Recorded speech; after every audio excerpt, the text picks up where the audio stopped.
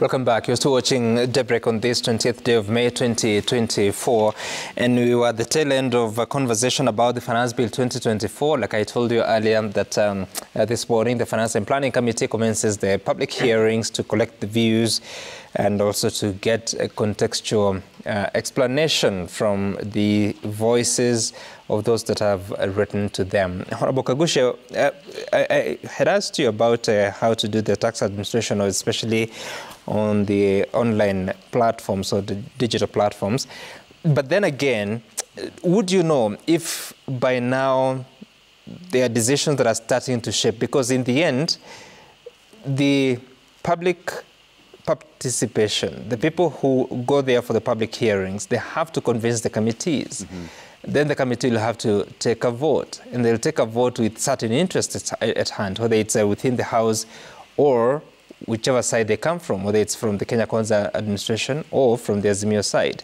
So is there a way of ensuring that those voices are heard, whether, even if it's not through the public participation stage? Yeah, you know, one of the things that, one of the interesting public participation that probably is not being publicized is I have seen quite a number of different professionals who have taken time to analyze the finance bill. Yep. And what they're doing is that they are holding different meetings in different areas every other day. And I'm saying this because of the question you're asking, whether there are any opinions that are already starting to shape. I know, for example, of a meeting that took place last week in somewhere just around, not very far from here, one of the hotels around here, that one of the university professors was helping members of parliament to go through the finance bill and understanding the controversial clauses and also other clauses that may not be controversial. All the members of parliament or members of the Finance and Planning Committee? No. Random members of parliament. I've seen different groups, members advertising for different trainings. And of course, some of these professionals also might also be coming with a certain view, you know. Some of them also are selling certain ideas, but others are just patriotic Kenyans who are just trying to help members of parliament to understand and to analyze the finance bill. Probably also coming from maybe some of the issues that might have been raised by some of the members that were busy, not able to analyze the bills. And it is true some of the members could be having challenges with that.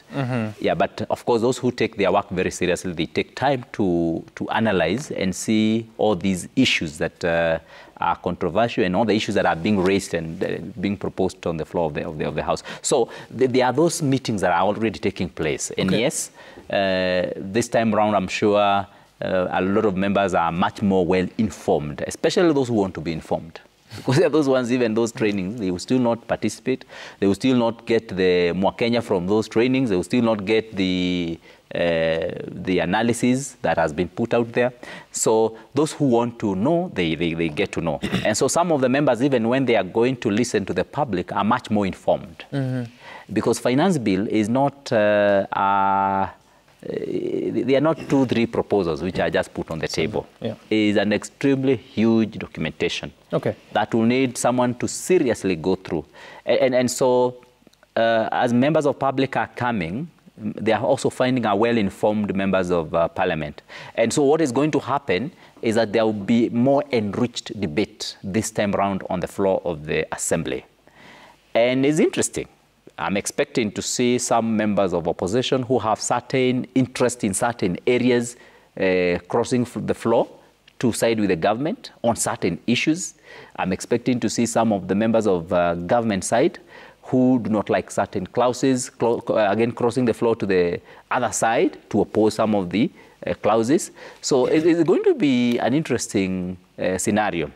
And remember, at some point, what is good for one group might not just be good for the other group. In fact, what is opposed by one group might be supported by another one, depending on the industries and the interests of different fields in the country. So, but of course, there are some of them which are cross-cutting. Right. Like the issue of the motor vehicle, you remember we mentioned here last time and we said we have to look at it vis-a-vis how it is going to be affecting people accessing comprehensive insurance for their vehicles in the country, and vis-a-vis the issue of and you had said that cost. you'd want to see it knocked off from the bill. Yeah, definitely is one of the things that... So how does such a decision settle with the proposer of the bill, who is the National Treasury?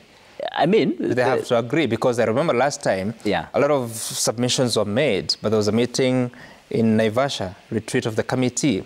The National Treasury was represented there also. Yeah. And eventually, the decision that came was in favor of the National Treasury, not the public participation. Yeah, in some of the instances, the National Treasury is able to convince the members and show them the reason why this is being done and how it is going to impact. And then when they are also given the possible outcomes or impact of the proposed taxes, then they're able to demonstrate to the members on... So you're telling me that the National Treasury would eventually have stronger power than the people? You see, they are the proposers.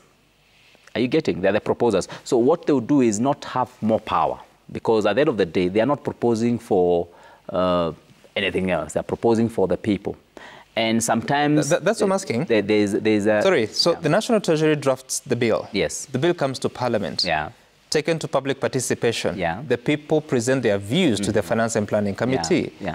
And then they go to Naivasha for a retreat to what one would think it's to summarize or to process the submissions from the public. Yeah. Then the National Treasury comes back and convinces the Finance and Planning Committee against the people's submissions? Is that even... No, well, I'm not talking about the finance or the Treasury coming back to the committee at the point of writing the report, because at that point there is not much that the finance or the Treasury should be inputting into the bill, because... But they did, Honorable Kagushia. Last year, after that meeting in Naivasha, which was also attended by the National Treasury, that's when the reduction of the housing levy from 3% with a cap of 5,000 was brought down to 1.5% without a cap. Right. And actually, it moved from being something that you can recoup later, after 7 years, it became a tax. Yeah, and yet the people had said they do not want it. Yeah, I'm not privy to some of the processes that might have been followed in previous finance bills. But what I'm saying is that the voice of the people is important. And if the committee agrees with the people on different aspects, yeah, it will be right for them to stand by that. You know, it will be right for the committee to stand with what the public has given, if they agree with them. And when you do public participation, it is not a place where you're going to instruct or commandeer your views to the committee. No, it's going to be a discussion. So they are engaged. Everyone is engaged. So the committee engages the public, and the public answers back. The public is also given an opportunity to give their views and even to ask questions, and which are also answered. So by the time they are finishing that, and I want to believe that the Finance Committee is going to really have sufficient time to deal with this. I hope they don't rush through the process. Once they do that, then you would expect that the result should be binding and should be presented in the committee, and by the committee to the Parliament, now to the floor of the National Assembly. And of course, the National Assembly now may come and agree with the committee, or may also disagree with the committee based on different views that they also may have. Usually, anyway, Honorable Okango, so should you expect anything different? Because that was quite a learning process, especially when the National Treasury came at the tail end of public participation. Sam, we all agree here that sometimes it's difficult to empower the public by placing the authority of making a decision in their hands. By that I mean, when the members of public reject some of the proposals, it is only fair that those views are accommodated in the final decision making when the members of parliament are now enacting the law. You know, the role of the members of parliament, Kagusha and team, is to address and resolve issue of concern to the people. That is their role. So when the people say for example, we don't want to be taxed 20% from the income generated from digital marketplace, but we prefer 10%. Please take it, because You represent those people. So National Treasury cannot come back and say, no, no, no, no, we feel that we'll not get more by lowering that rate. The other thing is the implications. For example, if you reject the views of the public, the implications are such that, for example, on digital monetization, the cost of digital services will definitely go up. You gave an example, Kagushia, on Airbnb, the property management or property managers that are using online digital marketplace to sell their services. It will definitely go up, and it affects everyone. So what I'm saying, Sam, is we must take seriously the principles of public participation. You have given an example. The generator of that bill, National Treasury, takes it to Parliament, Committee of Finance and Economic Planning, takes it to the people. Who are these people? These are the people that are the consumers of these services and those goods. Now, the members of Parliament have a duty to listen to them. And in listening to them, they must involve them. They must inform them. They must collaborate with them. And finally, they must empower them so that when they make a decision, their views are actually incorporated. I gave an example earlier as I finish, that some of the most controversial proposals in the previous finance bill, 2023, that's now an act, still found their way on the final decision without being removed, or if they were removed, then there was a slight amendment. It was a very interesting discussion where the members of opposition, some of them made proposals, some of them say, no, no, no, reject. But at the end of the day, they arrived at a decision. So Sam, as we go into this public participation, I'm happy stakeholders and experts, for that matter, have been invited. I have seen a lot of analysis from ISPAC, Deloitte, and those analyses, it points at actually rejecting some of those punitive proposals because they're professionals. They have no political interest. But they're saying, for us to progress, this is how we feel we should go. So we would want to see an elaborate public participation that is open, transparent, and also more so addressing the issue of concern to the people. Otherwise, we will still do public participation. It doesn't add value to anyone. The rejected ideas still come back to, the bill, and we do that. Okay. All right. I want us to take a look at the feedback that has come to us at Citizen TV Kenya. Sam Gichuku, to use Citizen Daybreak on the views about the finance bill, of course, knowing that the public hearings begin today. And Harry Kosgei is saying that on finance bill 2024, it's good to listen to dissenting views, and I do... okay. Kagushia. You mean Kagushia is saying on public participation is implemented. And on my view, please do away on VAT on bread. That's, well, add a lot of VAT to cigarettes, alcohol. God bless. Reverend, your message is taken. Godi Baraza, the government should endeavor to expunge the punitive articles from the proposed finance bill.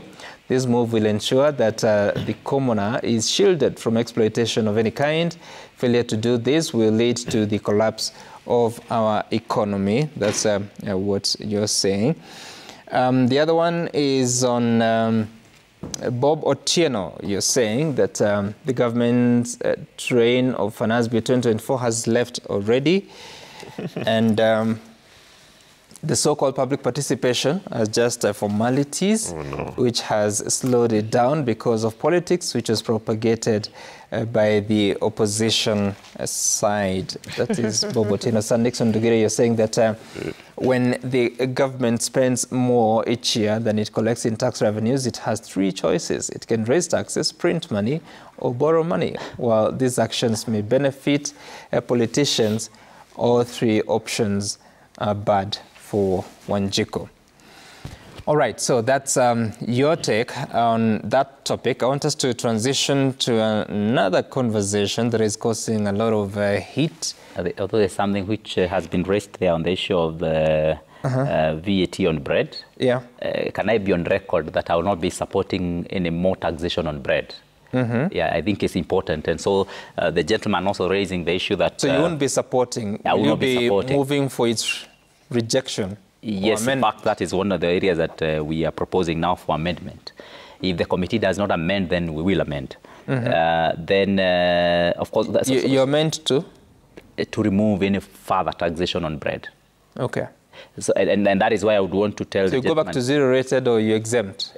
I mean, so long as we are not going to have any further taxation on bread, it is going to help the Wanjiko to ensure that we don't raise the tax. So the issue of the zero rating and the issue of tax exemption, I really want to leave that to the Treasury to decide which method they want to. But it's still the House. It's the House making the decision. For me, what I'm looking at is the cost of bread, you know. So I really do not want to be to do what the Treasury is supposed to be doing. You're confusing me, Honorable Kagushia. I thought we were doing so well because the bill is in your hands as the House. Today, the public participation is happening before the Finance and Planning Committee.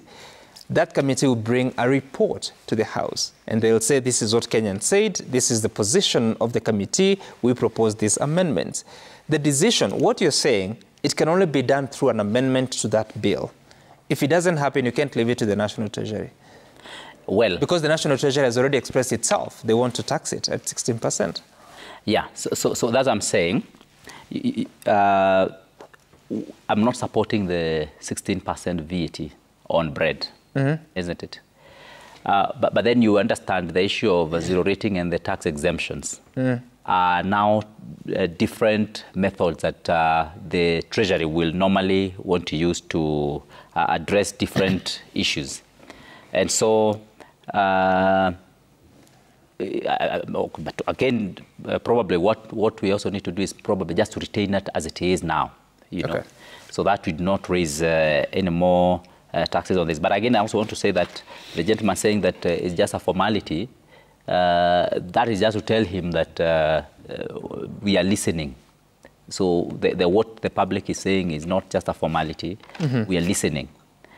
And the other issue which has been raised by one of the people who have raised the issues there is that if the government spends more than it is able to raise, then it can only print money, borrow, or, I mean, and he gives 3 options. And I would want to say that the challenge, why the government sometimes also need to spend more than it is able to raise, is also because of the expectation of the same Wanjiko. If, for example, you don't do the roads and you don't do the development that is expected, which ordinarily will not be done through the money that is already available, again, it is also bad for Wanjiko. The Wanjiko is also losing in one way or another. So whichever way you look at it, we'll have to meet somewhere at the middle. All right. Even though it could be the frustration because taxation continues, service delivery is not appearing to be improving, Honorable Kagushia, but that's why you're in Parliament representing. Well, I don't understand what you mean. The service to Wanjiko doesn't seem to be improving. When I have just told you here that yesterday I was in a function where we were doing contracts to go and do so much connection to more than 300,000 Kenyans. You know, Honorable Kagushia, I really want us to transition. I don't know if you have looked at the state of the roads, if you have looked at the state of junior secondary education, not just the teachers, but also the services in there.